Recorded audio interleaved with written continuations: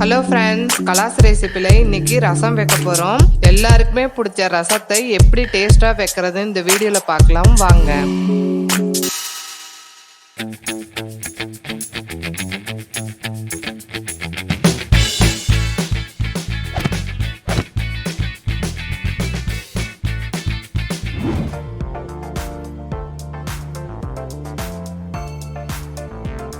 சாப்பாட்டு அரிசி ஊற வச்ச தண்ணியில் ரசம் வச்சிங்கன்னா ரொம்ப நல்லா இருக்குங்க. இந்த சைஸ் புளி எடுத்துக்கிறேன். இது புளிப்பு கம்மியாக தாங்க இருக்கும். அரிசி தண்ணியை இதில் சேர்த்துக்கலாம். இது ஊறட்டும். இது ஊறின பிறகு புளி தண்ணி கரைச்சி எடுத்துருக்கேன். இது இருக்கட்டும். இந்த சைஸில் 4 தக்காளி எடுத்திருக்கேன். புளியோட தக்காளி அதிகமாக சேர்த்திங்கன்னா ரசம் நல்லா இருக்குங்க. இதை கட் பண்ணிவிட்டு மிக்ஸி ஜாரில் போட்டு ஒரு அடி அடித்து எடுத்துக்கலாம். பாருங்க, இந்த மாதிரி பல்ஸ் மோட்ல வச்சு எடுத்திருக்கேன்.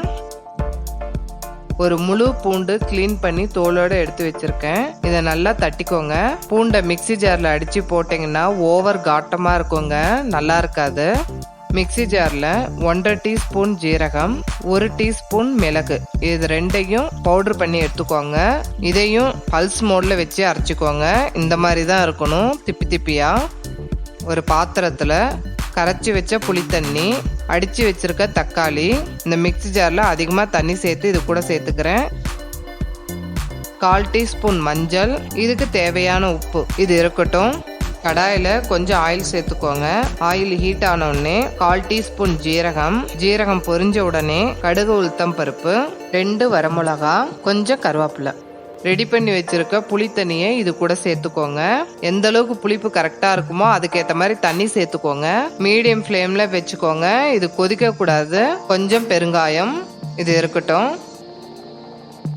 ஒரு பாத்திரத்தில் கொஞ்சம் கொத்தமல்லி இலை, கருவேப்பிலை, பொடி பண்ணி வச்சிருக்க மிளகு, ஜீரகம், இடித்து வச்சிருக்க பூண்டு, புளிப்பை கண்ட்ரோல் பண்ணுறதுக்காக 1/4 டீஸ்பூன் சர்க்கரை.